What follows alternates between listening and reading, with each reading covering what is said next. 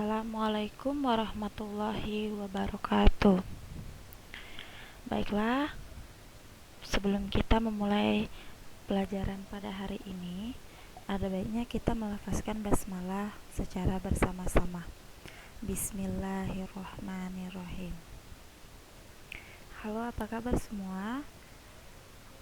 Semoga semuanya dalam lindungan Allah, dalam keadaan sehat. Alhamdulillah.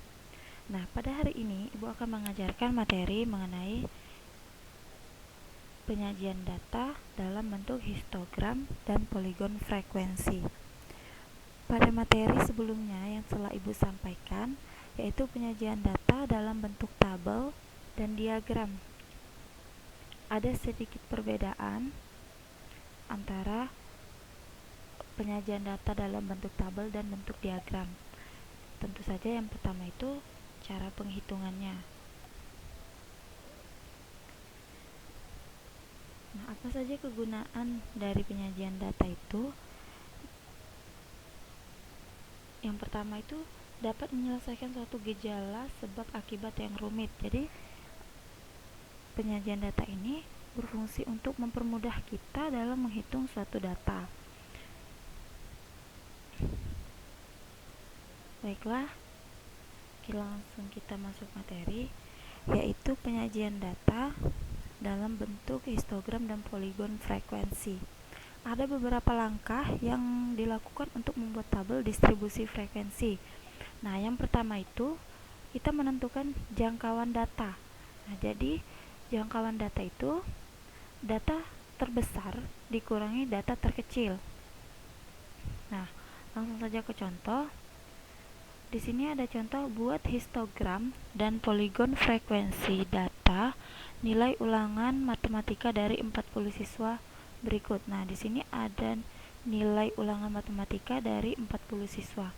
Nah, langkah yang pertama sebelum kita menghitung jangkauan data, yaitu kita terlebih dahulu menentukan nilai terkecil sampai nilai terbesar untuk mempermudah menghitung jangkauan datanya, yaitu data maksimum dikurangi data minimum. Nah, pada data di sini nilai terkecil yaitu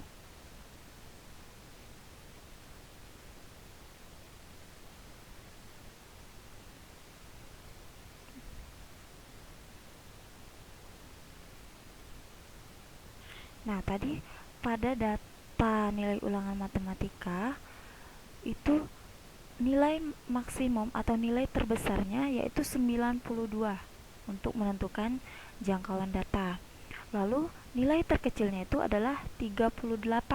Jadi 92 dikurang 38 sama dengan 54. Nah, ini sudah dapat ya jangkauan datanya yaitu 54. Nah, yang langkah kedua menentukan banyak kelas interval. Nah, banyak kelas interval itu bisa kita simbolkan dengan K, yaitu 1 ditambah 3,3 log berat di log N. Nah, N ini adalah jumlah banyak siswa yang akan kita hitung. Nah, dari data yang sebelumnya itu berjumlah 40. Maka 1 ditambah 3,3 log 40 sama dengan 1 ditambah 5,29. Itu sama dengan 6,29. Nah, ini bisa kita pembulatan ke atas. Jadi 7. Untuk banyak kelas interval, ini pembulatannya ke atas. Lalu yang selanjutnya menentukan panjang kelas interval. Panjang kelas interval ini yaitu jangkauan data dibagi dengan banyak kelas interval. Nah, di sini tadi kan kita sudah mendapatkan jangkauan datanya itu yaitu 54.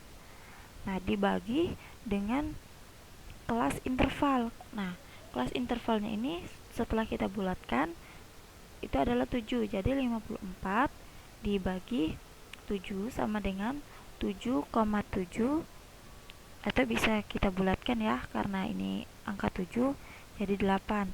Nah, seandainya di sini 7,2, maka kita ambil 7 saja.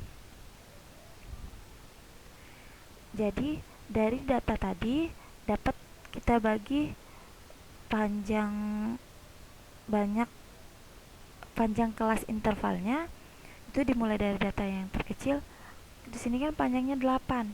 Jadi bisa kita mulai dengan 38 sampai berapa nih? 38, 39, 40, 41, 42, 43, 44, 45.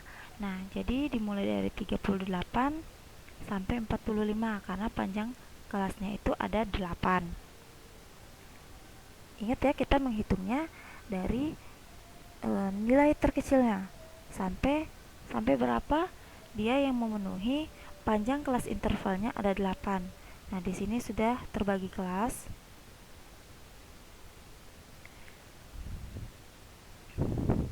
Nah, langsung kita masukkan. Nah, setelah itu sudah kita menentukan, sudah membuat tabel seperti ini. Sudah kita hitung dari 38 sampai 45, 46 sampai 53. Nah, lalu kita menentukan frekuensinya. Hitung berapa banyak nilai yang terdapat di 38 sampai dengan 45. Nah, di sini ada dua orang yang mendapatkan nilai 38 sampai 45. 46 sampai 53 itu nilainya banyak, siswanya ada 8, berjumlah 8 orang dan seterusnya. Nah, untuk menentukan nilai tengah atau XI, yaitu batas bawah kelas ditambah batas atas kelas dibagi 2. Nah, jadi dari mana ini, Bu? Kok ini bisa dapat 41,5? Jadi 41,5 ini didapat dari batas bawah kelas. Nah, kita lihat di sini ya. Nah, pada tabel ini yang berada di tepi kiri ini adalah batas bawah. Nah, yang berada di tepi sebelah kanan ini adalah batas atas kelas. Jadi, batas bawah dikurang batas atas kelas. Jadi 38 ditambah 45 dibagi 2, dapatlah hasilnya 41,5. Begitu juga seterusnya sampai bawah. 46 ditambah 53 dibagi 2, hasilnya 49,5 dan seterusnya. Nah, ini jumlah frekuensi.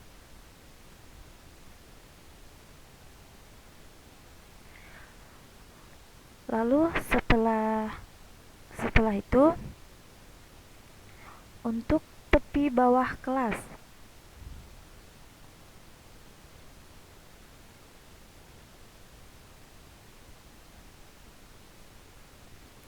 Untuk tepi bawah kelas, ini tepi bawah kelas ya. Yang ini tepi bawah kelas yang berada di sebelah kiri, tepi atas kelas sebelah kanan. Jadi untuk menghitung tepi bawah kelas, batas bawah dikurang 0,5. Jadi di sini batas bawahnya 38 dikurangi 0,5. Jadi kita dapatkan batas bawah kelasnya itu tepi bawah kelas yaitu 37,5 dan seterusnya. Ini jadi tepi bawah kelas ini batas bawah dikurang 0,5. Nah, untuk menghitung tepi atas kelas, batas atas ditambah 0,5. Jadi di sini pada tabel bagian sebelah kanan itu 45 ditambah 0,5. Nah, ini untuk tepi atas kelas. Selanjutnya kita membuat histogram tabel frekuensi.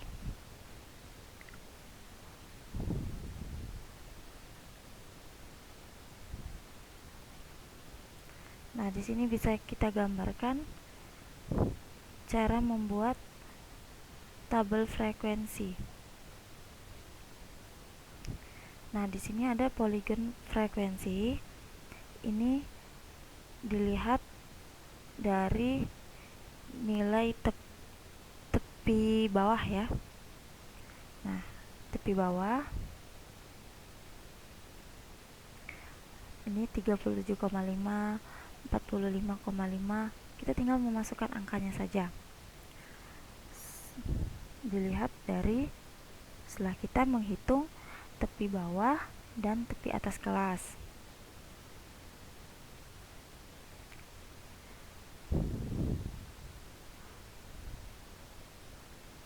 Nah, yang selanjutnya ini ada OGIF. Nah, berdasarkan contoh yang sebelumnya tadi yang sudah Ibu jelaskan, kita akan membuat ke dalam bentuk OGIF.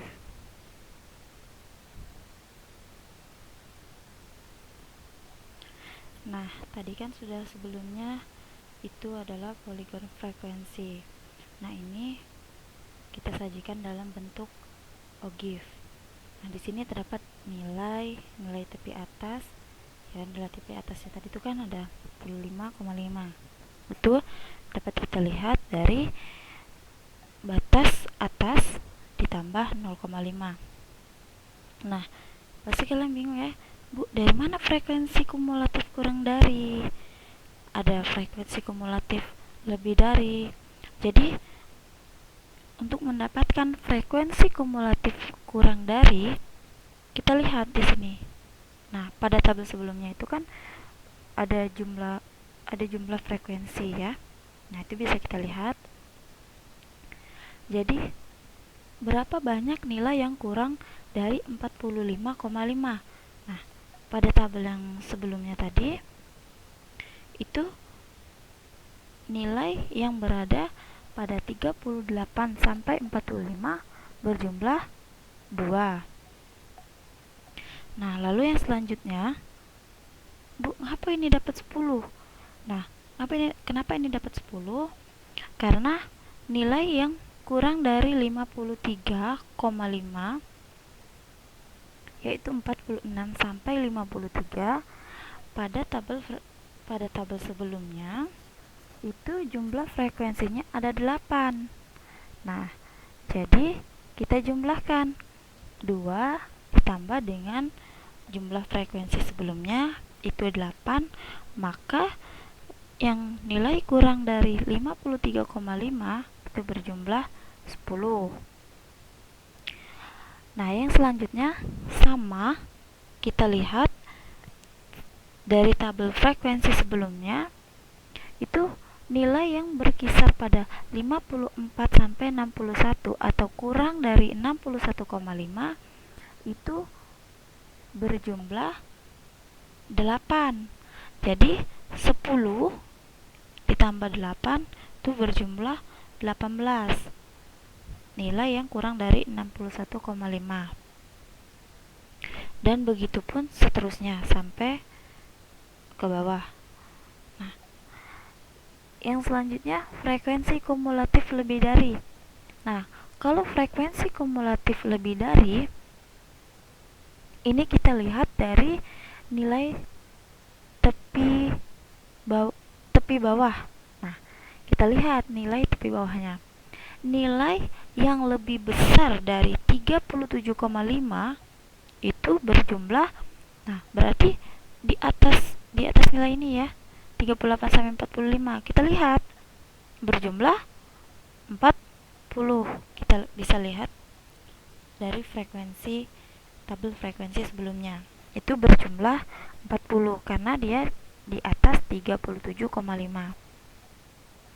Yang selanjutnya di atas 45,5. Nah, di atas 45,5 kita lihat di sini tadi di tabel frekuensi itu di atas 45. Jadi yang berkisar di nilai 38 sampai 45 itu berjumlah 2. Jadi 40 kita kurangkan dengan 2. Maka yang di atas 45,5 adalah 38. Nah, yang selanjutnya di atas 53,5. Itu jumlah frekuensinya ada 8. Maka 38 kita kurangkan dengan 8, maka hasilnya 30. Begitupun seterusnya. Jadi untuk mengisi nilai frekuensi kumulatif kurang dari dan frekuensi kumulatif lebih dari, kita harus melihat tabel frekuensi terlebih dahulu biar mempermudah untuk menghitungnya. Nah, yang selanjutnya kita membuat OGIF positif. Membuat OGIF positif ini kita melihat nilai tepi bawah kelas. Untuk OGIF positif kita membuat tepi bawah kelas seperti pada contoh 37,5. Kan nggak ada nih nilai 37,5, berarti di koordinat 0. 45,5 itu ada 2. Nah, ini kita lihat dari, untuk membuat OGIF itu kita lihat dari tabel frekuensi kumulatif kurang dari dan frekuensi kumulatif lebih dari. Untuk membuat OGIF positif ini arahnya ke kanan. Nah, dimulai dari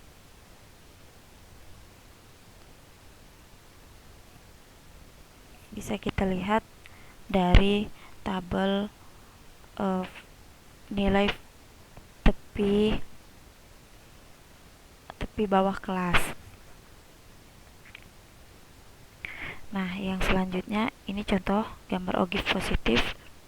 Nah, untuk OGIF negatif itu sebaliknya, dia ke arah sebelah kiri, ke arah negatif. Jadi kita mulai dari 93,5 dari bawah. Baiklah, mungkin itu saja penjelasan yang dapat Ibu sampaikan. Apabila ada yang ingin bertanya atau kurang paham, Ibu persilakan bertanya nanti di grup WA. Mungkin kurang paham atau kurang jelas dalam penjelasan Ibu. Jadi dapat kita simpulkan bahwa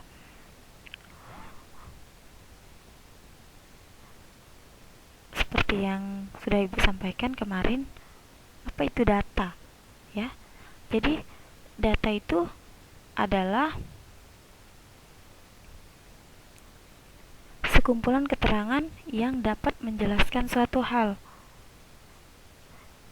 Nah, cara-cara pengumpulan data itu juga ada berbagai macam cara. Yang pertama itu kita harus melakukan observasi, angket, dan wawancara. Bagaimana kita dapat menentukan syarat data yang baik? Yaitu data itu harus objektif, representatif, reliable, relevan, dan up to date.